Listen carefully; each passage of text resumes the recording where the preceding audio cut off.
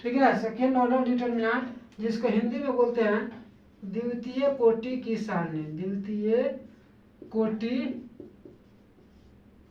नहीं हट पाएगा। चलिए हम लोग नीचे लिख देते हैं इसको, क्या हो जाएगा इसका, इसका हिंदी हो जाएगा द्वितीय कोटि की सारणी। द्वितीय कोटि, द्वितीय कोटि, कोटि भाषिकार से होता है, द्वितीय कोटि की सारणिक। ठीक है, द्वितीय कोटि की सारणी। सेकेंड ऑर्डर का होता है, सेकेंड ऑर्डर डिटर्मिनेंट का मतलब होता है द्वितीय कोटि की सारणिक। और दूसरा का नंबर हम लोग का होता है, दूसरा नंबर कौन होता है, third order determinant. Third order determinant.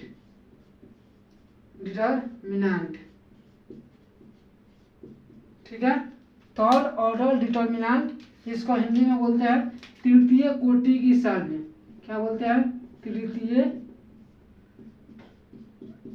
कोटि की सारणिक। ठीक है, पहला नंबर देखिए, यानी डिटर्मिनेंट। डिटर्मिनेंट का मतलब होता है सारणिक। और सारणिक के दो भेद कौन कौन, सेकेंड ऑर्डर डिटर्मिनेंट, दूसरा नंबर हो जाए जिसको हिंदी में बोलते हैं द्वितीय कोटि की सारणिक। और दूसरा का नंबर होता है थर्ड ऑर्डर डिटर्मिनेंट जिसको क्या बोलते हैं, तृतीय कोटि की सारणिक बोलते हैं। ठीक है, यहाँ तक लिखिए, फिर मैं आप लोग को आगे बताता हूँ। ठीक है,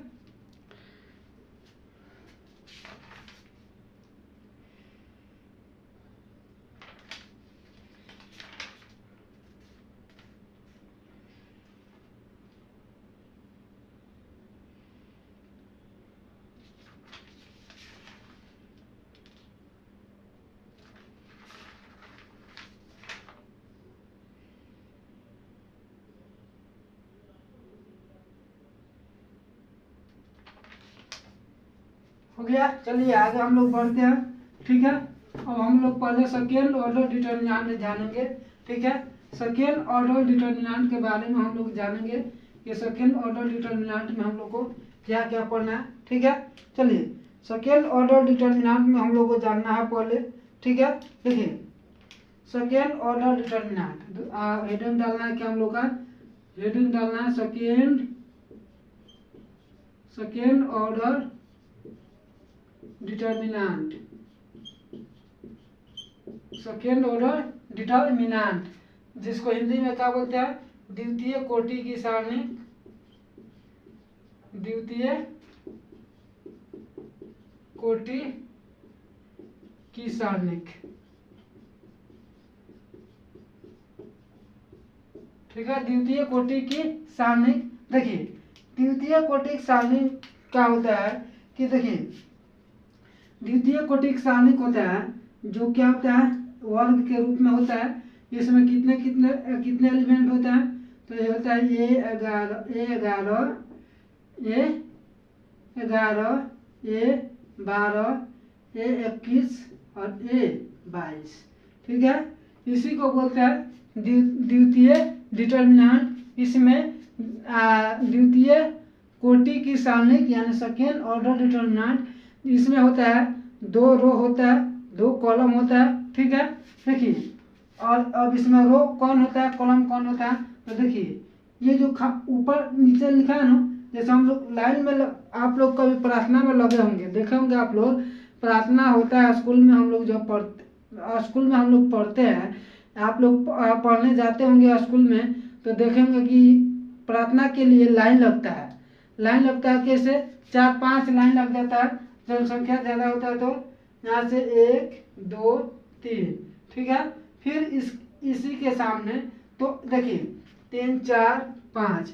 ठीक है, फिर इसी के नीचे लगता है क्या, जिसको हम लोग जैसे हम लाइन बाय लाइन समझाते हैं कि देखिए सीधा लाइन लगता है, एक सीधा लाइन ऐसे लगता है, सीधा लाइन लगता है। ठीक है, सीधा लाइन लगता है ना, कितना हो गया, 1 2 3 4 5, 1 2 3 4 5, 1 2 3 4 5, ठीक है, ऐसे ही मान लीजिए। ठीक है, ऐसे लाइन लगता है, यानी सीधा हम लोग का लाइन लगता है ऐसे करके 4-5 गो। तो देखिए ये होता है हम लोग का, ये होता है कॉलम। ये क्या होता है, एक कॉलम होता है, ये सब कॉलम हो गया। और ये जो हमारा ये लाइन है ना, ये लाइन, इसको हम लोग रो बोलते हैं। क्या बोलते हैं, रो बोलते हैं। ठीक है, ये हमारा क्या हो गया, ये रो हो गया, ये रो हो गया, ये भी रो हो गया, ये रो हो गया, ये रो हो गया। ठीक है, तो इसी को हम लोग सेकेंड ऑर्डर डिटर्मिनेंट, यानी जिसमें क्या होता है 2 रो और 2 कॉलम होता है, उसको हम लोग क्या बोलते हैं, सेकेंड ऑर्डर डिटर्मिनेंट। यानी इसमें ये C1 हो गया, ये कॉलम हो गया, ये C2 हो गया, ये कॉलम हो गया, यहाँ पे ये R1 हो गया, ये रो हो गया, R2 हो गया, रो हो गया। ठीक है, यानी देखिए इसमें 2 कॉलम 2 रो हो गया ना, यानी R1 में कौन हो जाएगा, देखिए तो यहाँ पे R1 में हम लोग का हो जाएगा A11 और A12 हो गया। ठीक है, रो 1 में हो गया। R2 में कहा जाएगा, R2 में कहा जाएगा A21 A22। ठीक है सर, R1 R2 क्या है, अच्छा R1 R2 देखिए, R का मतलब होता है रो, R का मतलब क्या होता है, रो, R फॉर रो का मतलब होता है स्तंभ, रो का मतलब क्या होता है, स्तंभ। ठीक है, स्तंभ आप लोगों को बता दिए। जैसे मान लीजिए हम लोग प्रार्थना में लगते हैं ना, तो एक खड़ा लाइन लगता है, ऐसे 4-5 गो लाइन लगता है ना, अभी आप लोगों को लाइन बाय लाइन बताया है। तो ये हो गया हम लोग का रो, देखिए ये ऐसे कितना लगा, 2 गो लाइन लगा ना, ये रो हो गया, ये रो हो गया, और ये कॉलम हो गया। यानी रो कितना हो गया, रो हो गया 2, कॉलम भी कितना है 2। R1 में कौन हो गया, A11 A12, R2 में क्या हो गया, A21 A22, ये क्या हो गया, रो 1 रो 2 हो गया। अब उसके बाद कॉलम, यानी C4 क्या होता है, कॉलम। देखिए C1, यानी यहाँ पे कॉलम भी लिख देता हूँ आप लोगों को, यानी C4 का होता है कॉलम। कॉलम का मतलब क्या होता है, पंक्ति। कॉलम का मतलब पंक्ति। ठीक है, समझ में आप लोग आ गया ना। यानी अब आप लोग नहीं ना पूछिएगा कि और आर का मतलब क्या होता है, सी का मतलब, आप लोग मैं ऐसे बताऊंगा कि आप लोगों को कोई डाउट नहीं रहेगा, कोई पूछने का मौका ही नहीं दूंगा मैं आप लोग को। ठीक है, सब चीज़ बताते चलूंगा। ठीक है, देखिए यहाँ पे, तो अब यहाँ पे कॉलम में कौन हो जाएगा, C1 कौन हम लोग का हो जाएगा, C1 हो जाएगा A11 और A21 हो जाएगा, A21 हो गया। और फिर उसके बाद C2 में क्या हो जाएगा हम लोग का, C2 में हो जाएगा A12 और A22, C2 हो गया। समझ में आप लोगों को आ गया ना। R1 में हो गया A11 A12, R2 में हो गया A21 A22, और C1 में क्या हो गया, C1 में हो गया A11 A21, C2 में A12 A22। ये हम लोग का ई रो हो गया, ये कॉलम हो गया। यहाँ पे दिखा दिया आप लोगों को, ई रो हो गया, ये भी रो हो गया, ये कॉलम हो गया। यानी C1 C2 कॉलम है, R1 R2 रो है। यहाँ तक आप लोग को क्लियर हो गया, समझ में आ गया, कोई दिक्कत आप लोग को नहीं है ना। डिटर्मिनेंट समझ में आ रहा, सेकेंड ऑर्डर डिटर्मिनेंट समझ में आ गया ना, कोई दिक्कत नहीं है ना। आगे बढ़ जाए, चलिए आगे हम लोग बढ़ते हैं। अब इसी में अब हम लोग को क्या निकालना है, अब हम लोग को निकालना है क्या, हम लोग को निकालना है कि इसका फार्मूला क्या होता है, इसको हम लोग तिरछा तिरछी गुना करते हैं। क्या करते हैं, तिरछा तिरछी गुना करेंगे तो क्या आ जाएगा, A11 गुना A22 माइनस क्या आ जाएगा, A12 इंटू A21 हो गया ना। ऐसे सवाल बनता है, फार्मूला हो गया। ये फार्मूला को आप लोग याद कर लीजिएगा, ये फार्मूला बहुत इंपॉर्टेंट है, ये आप लोगों को हमेशा पूछेगा। ठीक है, A11 A22 minus A12 A21 हो गया। एक सवाल लेता हूँ, आप लोग बना के दिखाइए। जैसे हो गया 2 सवाल है हम लोग का, 2 3 और फिर कितना है, 1 7 एक सवाल हो गया। इसको आप लोग को बना के दिखाना है, इसका आंसर क्या हो जाएगा। देखिए क्या हो जाएगा, एक एग्जाम मैंने बताता हूँ आप लोग को। पहले इसमें गुना करेंगे ना, करेंगे गुना तो क्या हो जाएगा, देखिए 2 में 7 से गुना करेंगे, 2 गुना 7 माइनस 1 गुना 3, यानी 14 माइनस 3 बराबर 11। 14 में से 3 घटेगा तो कितना बच जाएगा, 11। समझ में आप लोग आ गया ना। अब ऐसा सवाल पूछेगा तो आप लोग बताइएगा। अभी आप लोग अभी शुरू से बेसिक से लेके चल रहा हूँ। दूसरा का नंबर नंबर एग्जाम्पल 3 6 1 5 3 6 1 5। ठीक है, माइनस में किसमें है, -5 है। कैसे बनाएंगे इसको, वैसा ही सेम इसमें गुना करेंगे तो कितना आ जाएगा, 3 में 5 से गुना कीजिए तो -3 गुने -5 और फिर -1 गुने 6, ये कितना देगा -15 और -6 तो कितना देगा 15 6 -21। यानी माइनस में है तो क्या करेंगे, दोनों माइनस में है तो माइनस में जोड़ लेंगे तो क्या हो गया -21, ये कितना हो गया -11। समझ में आप लोग को आ गया ना। हाँ, सेकेंड ऑर्डर डिटरमिनेंट समझ में आ रहा है ना आप लोग को, कोई दिक्कत नहीं है ना। अब ऐसा सवाल आएगा तो बना दीजिएगा। चलिए बढ़ जाए आगे, चलिए आगे हम लोग बढ़ते हैं, अब हम लोग चलते हैं। अब सेकेंड ऑर्डर में कोई दिक्कत आप लोग को नहीं है ना, सेकेंड ऑर्डर समझ में आ गया आप लोग को, सेकेंड ऑर्डर समझ में आ गया ना। अब हम लोग चलते हैं थर्ड ऑर्डर डिटरमिनेंट में, ठीक है। सेकेंड ऑर्डर में समझ में आ गया ना। सेकेंड ऑर्डर में क्या होता है कि दो रो 2 कॉलम होता है, और ठीक है, तो उसमें अब देखिए सेकेंड ऑर्डर में कितने रो होता है, 2 रो होता है और 2 कॉलम होता है। अब हम लोग को चलना है थर्ड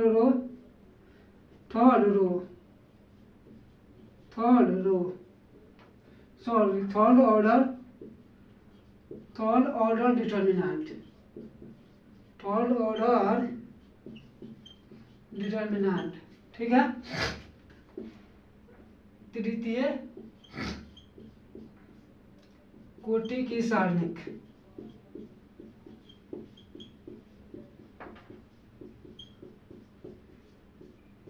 तृतीय कोटि की सारणिक। तो third order determinant, third order determinant तृतीय कोटि की सारणिक। तृतीय कोटि की सारणिक होता क्या है, जैसे सेकेंड ऑर्डर डिटरमिनेंट आप लोग बताते हैं कि सेकेंड ऑर्डर डिटरमिनेंट में 2 रो 2 कॉलम होता है, उसी तरह इसमें भी क्या होता है 3 कॉलम 3 रो होता है, उसको हम लोग क्या बोलते हैं, तृतीय कोटि की सारणिक बोलते हैं। क्या बोलते हैं हम लोग, तृतीय कोटि की सारणिक बोलते हैं, ठीक है। जैसे कि मान लीजिए यहाँ पे भी हो जाएगा तृतीय कोटि की सारणिक A11 A12 A13, ठीक है। फिर यहाँ पे हो जाएगा A21 A22 A23, फिर हो जाएगा A31 A32 A33, ठीक है। ये हम लोग का क्या हो गया, ये थर्ड ऑर्डर डिटरमिनेंट हो गया। क्या हो गया, थर्ड ऑर्डर डिटरमिनेंट। यानी देखिए यहाँ पे हो गया C1 हो गया कॉलम 1, यहाँ पे हो गया C2 हो गया, C3 हो गया, यहाँ पे हो गया ये R1 हो गया, ये हो गया R2 हो गया, ये R3 हो गया, ठीक है। यानी कहने का मतलब हो गया, देखिए थर्ड ऑर्डर डिटरमिनेंट में क्या हो गया, 3 रो हो गया, 1 2 3 रो हो गया, और कॉलम कितना हो गया 1 2 3 कॉलम हो गया ना। यानी कहने का मतलब हो गया कि थर्ड ऑर्डर डिटरमिनेंट में 3 कॉलम 3 रो होता है। अभी आप लोग बताए थे क्या, 3 कॉलम 3 रो होता है, ठीक है। अब इसको हम लोग निकालेंगे कैसे, इसका फॉर्मूला हम लोग का क्या होता है, देखिए इसका फॉर्मूला हम लोग का क्या होता है। अब इसको मिटा दूँ, अब इस पर फॉर्मूला देखिए क्या होता है, कैसे इसको बनाया जाता है, ठीक है। देखिए अब आप लोग थर्ड ऑर्डर डिटरमिनेंट में रो कॉलम समझ गए ना। अब इसमें आप लोगों को कोई दिक्कत नहीं है ना। देखिए कैसे इसको बनाएंगे। अब इसमें होता क्या है, अगर A11 को हम लोग लेते हैं, इसको फिर से मिटा के लिख देता हूँ, कितना ले लेता हूँ, यहाँ पे हो गया A11 A12 A13 A21 A22 A23 A31 A32 A33 हो गया ना थर्ड ऑर्डर। अब देखिए अब इसमें हम लोग को अगर निकालना है तो हम लोग अगर A11 को अगर हम लोग लेते हैं, किसको A11 को लेते हैं, A11 को हम लोग लेते हैं तो हम लोग को बचता क्या है, देखिए जब इसको हम लोग चूज करेंगे, इसको लेंगे तो ए लाइन ऊपर वाला लाइन और ए लाइन कट जाएगा, बचेगा हम लोग का ए वाला लाइन बचेगा। कौन बचेगा, ए वाला लाइन। यानी क्या बच जाएगा A22 A23 और फिर A32 A33, ये लाइन बच जाएगा, ए लाइन। फिर उसके बाद होता है माइनस, अब उसके बाद हम लोग क्या लेते हैं, इसके बाद हम लोग लेते हैं, देखिए इसके बाद हम लोग अगर इसके बाद कौन बचता है, इसके बाद हम लोग को A12 लेंगे, A12 तो A12 में कहा जाएगा, A12 ले लिए तो देखिए A12 जब हम लोग ले लिए और सेलेक्ट कर लिए A12 तो हम लोग का बचेगा क्या, देखिए A12 ले लिए तो हम लोग का बच गया, देखिए सबसे पहले ए लाइन कट गया, ये लाइन तो कट गया, ठीक है। और फिर इसके बीच वाला लाइन, ये लाइन कट गया तो बचेगा, देखिए इसको काट दे रहा हूँ, ये लाइन कट गया, ये लाइन कट गया, बचेगा हम लोग का, बचेगा यहाँ पे A21 और फिर A23 और फिर उसके बाद क्या बच जाएगा हम लोग का A31 और फिर उसके बाद A33, इतना बच जाएगा। फिर उसके बाद माइनस के बाद अब क्या होता है, प्लस होता है। और इसको हम लोग क्या लेंगे, A13 को, किसको लेंगे, A13 को लेंगे तो इसको मिटाता हूँ, A13 को ले लेता हूँ, ठीक है, इस लाइन को मिटा देता हूँ, A13 को लेते हैं तो देखिए कितना आ जाएगा, A11 A12 A13 हो गया ना। अब हम लोग किसको सेलेक्ट किए, A13 को यहाँ पे लिख दिए, A13 को लिख देंगे तो हम लोग का बचेगा, देखिए हम लोग का A13 को ले लिए तो बचेगा हम लोग का, देखिए ये लाइन कट जाएगा, तो बचेगा हम लोग का यानी A21 और फिर A22 और फिर उसके बाद A31 और A32, इतना बचेगा, ये चीज़ हो गया। इतना समझ में आप लोग को आ गया ना। थर्ड ऑर्डर डिटर्मिनेंट में आप लोग जान गए कि थर्ड ऑर्डर डिटर्मिनेंट में 3 कॉलम 3 रो होता है, और रो को आप लोग को दर्शा दिए कि रो कौन हो गया, पहला रो कौन हो गया, फर्स्ट रो हो गया A11 A12 A13, second row का हो गया A21 A22 A23, और थर्ड रो तीसरा रो का हो गया A31 A32 A33, और C1 कॉलम 1 कौन हो गया A11 A21 A31, और C2 हो गया column 2 and A12 A22 A32, और C3 कौन हो गया A13 A23 A33, C3 हो गया। अब इसको हम लोग सेलेक्ट किए A11 को, तो A11 को सेलेक्ट किए तो आप लोग को बता दिए का कि ई लाइन और ए लाइन कट गया तो बचे काम लोग का। जब ये सेलेक्ट करते हैं तो ई लाइन को छोड़ देते हैं, ई लाइन को छोड़ देते हैं, जो बचता है उसको लेते हैं, यानी ये 22 A23 ये 22 A23 ये 32 A33 ये 32 33 हो गया। और फिर उसके बाद A12 को लेंगे तो A12 लेंगे तो देखिए सबसे पहले इसके सामने वाला कट जाएगा, फिर उसके सामने वाला नहीं लेते हैं। उसके बाद क्या बचता है A21 तो A21 A23 तो A23, फिर A31 A31 A33 A33 लिख दिए। अब जब A13 को सेलेक्ट करेंगे तो इसके सामने वाला और इसके सामने वाला सब छोड़ देते हैं, बाकी इसके जो बचता है उसको लेते हैं। तो A21 A21 हो गया, A22 तो A22 A31 A31 A32 A32, ठीक है। अब यहाँ से आप लोग यहाँ तक आप लोग जान गए। अब इसमें जब हम लोग इसको निकालेंगे तो इसको बाय क्रॉस मल्टीप्लिकेशन गुना करेंगे तो हम लोग गुना करके घटाएंगे तो हम लोग का ऐसा सवाल आ जाए, इसका मान हम लोग का निकल जाएगा। समझ में यहाँ तक आप लोग को आ गया ना। Second order determinant third order determinant आप लोग को समझ में आया, कोई दिक्कत नहीं है ना। एक एग्जाम्पल लो बना दीजिएगा, चलिए एक एग्जाम्पल लेता हूँ, आप लोग बनाइएगा, ठीक है। डिटर्मिनेंट आप लोग समझ में आ रहा है ना, बिल्कुल बेसिक से लेके आप लोग को चल रहा हूँ ताकि आप लोगों को कोई दिक्कत ना हो, ठीक है। बिल्कुल बेसिक से लेके चल रहा हूँ, ठीक है। एक क्वेश्चन मैं लेता हूँ, देखिए क्वेश्चन क्या है।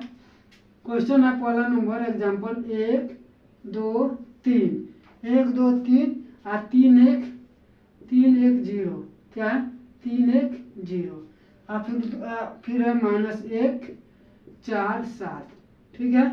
यहाँ हो गया। अब इसको हम लोग को मान निकालना है, कैसे निकालेंगे आप लोग बताइए। अभी आप लोग को एक फार्मूला सब बता दिए थे, सब समझा दिए, आप लोग बताइए, बता दूं, चलिए बता देता हूँ। सबसे पहले हम लोग को क्या करना है, C1 को मतलब इसको C1 में ए को सेलेक्ट करेंगे तो इसके सामने वाला और इसके सामने वाला मतलब ई रो कॉलम, मतलब ई रो कॉलम हट जाएगा तो बचेगा हम लोग का, देखिए यहाँ पे बच जाएगा। इसको एक को लेंगे तो बचेगा हम लोग का 2 3 और फिर 2 3 को रहा 2 3 नहीं 1 0 और 4 7 1 0 4 7 बचेगा ना। फिर उसके बाद माइनस, माइनस होता है क्या होता है, पहले plus minus plus, plus minus plus, ये सब चीज़ आगे बताऊंगा आप लोगों को। फिर उसके बाद 2 सेलेक्ट करेंगे, -2 सेलेक्ट किए तो बचेगा हम लोग का ये रो कट गया, इसके सामने वाला कॉलम कट जाएगा, बचेगा हम लोग का 3 0 3 0 और -1 7, -1 7 इतना बच जाएगा। और फिर प्लस हम लोग कॉलम 3 में कॉलम 3 लेंगे तो 3 सेलेक्ट करेंगे तो कितना आ जाएगा, ई रो को छोड़ेंगे, कॉलम को छोड़ेंगे तो बचेगा हम लोग का 3 1 और -1 4 बचेगा ना। अब इसको मान निकालेंगे तो क्या हो जाएगा, हम लोग 3 से गुना करेंगे तो कितना आ जाएगा, 1 गुना 7 में 1 से गुना करेंगे तो 4 और 4 में 0 से गुना करेंगे तो 0 ही तो हट गया, फिर माइनस। अब क्या आ जाएगा, इसमें 3 में 7 से गुना करेंगे तो कितना आ जाएगा, 7 3 का 21 यानी -2 और गुना 21 हो जाएगा। और फिर उसके बाद प्लस यहाँ पे क्या आ जाएगा, इसमें गुना करेंगे तो 4 तिहाई 12, 4 तिहाई 12 कितना आ जाएगा, 4 तिहाई 12 गुना कितना आ जाएगा, -1 गुना 1 हो जाएगा, ये कितना आ जाएगा 7, आई कितना आ जाएगा -21 दूना 42, आई कितना आ जाएगा, माइनस में माइनस से गुना करेंगे तो -12 हो जाएगा, कितना आ जाएगा -12 अब 12 -42 जोड़ेंगे तो कितना आ जाएगा, जोड़ेंगे तो कितना आ जाएगा 54, -54 और प्लस 7 घटा देंगे तो कितना आ जाएगा, ये 14 में से 7 गया तो 7, और ये हो जाएगा कितना -4 यानी -47 हम लोग का आंसर होगा। कितना हो जाएगा, -47 हम लोग का आंसर हो जाएगा। कितना होगा, -47 हो जाएगा। समझ में आप लोग को आ गया ना, कोई दिक्कत?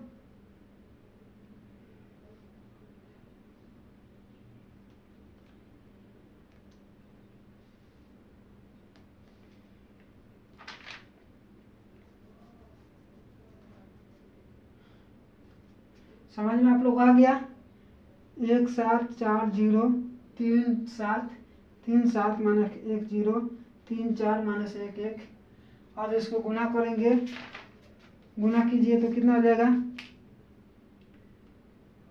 एक में गुना करेंगे तो 1 हो जाएगा, 7 में 1 से गुना करेंगे तो 7, 7 में गुना 7 और 0 में 4 से गुना करेंगे तो 0, ये हट गया। फिर उसके बाद कितना हो जाएगा, -2 और 3 7 21, 3 7 21 हो गया। और फिर उसके बाद क्या हो जाएगा, 3 7 21 और फिर उसके बाद हो जाएगा 4 तिहाई 12, कितना हो जाएगा 12 हो जाएगा, 4 तिहाई 12। यहाँ पे हो जाएगा, सॉरी यहाँ पे एक चीज़ छूटा है, यहाँ पे क्या हो जाएगा, और फिर यहाँ पे माइनस नहीं होगा, माइनस कितना हो जाएगा, -1 में 1 से गुना करेंगे तो -1 हो जाएगा। यहाँ पे जोड़ेंगे तो क्या हो जाएगा, यहाँ पे जोड़िए तो कितना हो जाएगा, -3 4 3 12 -1 तो प्लस कितना हो जाएगा, ये प्लस हो जाएगा, कितना हो जाएगा, यहाँ से इस लाइन को छोड़ देता हूँ तो 7 -42 और प्लस कितना हो जाएगा 12 और प्लस 1 कितना हो गया, तो 12 1 13 और 7 20 और -42 घटा देंगे तो कितना आ जाएगा, -22 हो जाएगा। कितना होगा, -22 हो जाएगा। ठीक है, यहाँ तो कोई दिक्कत आप लोग को नहीं है ना। यहाँ पे 3 छोड़े हैं, 3 छोड़े हैं, 1 मिनट रुक जाइए, यहाँ से 3 छोटा है, 3 छोटा है, कहा जाएगा 1 गुना 1 इंटू का आ जाएगा 7 -0 और फिर -2 इंटू 7 का 21 -0 और फिर +3 और गुना का आ जाएगा 4 3 12 और -1 और गुना 1 कितना आ जाएगा। और देखिए यहाँ पे हो जाएगा इस 7 हो जाएगा और फिर -42 और फिर हो जाएगा +3 और गुना 12 प्लस 1 हो जाएगा 7 -42 और प्लस कितना आ जाएगा 12 13 39 और 7 कितना आ जाएगा 39 और 7 46 और -42 घटा देंगे तो कितना आ जाएगा 4 आंसर बचेगा। समझ में आप लोग को आ गया ना, 4 हम लोग का आंसर बचेगा।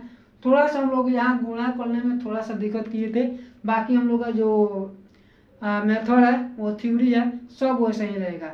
यहाँ तक आप लोगों को कोई दिक्कत नहीं है ना? समझ में आप लोग को आ गया?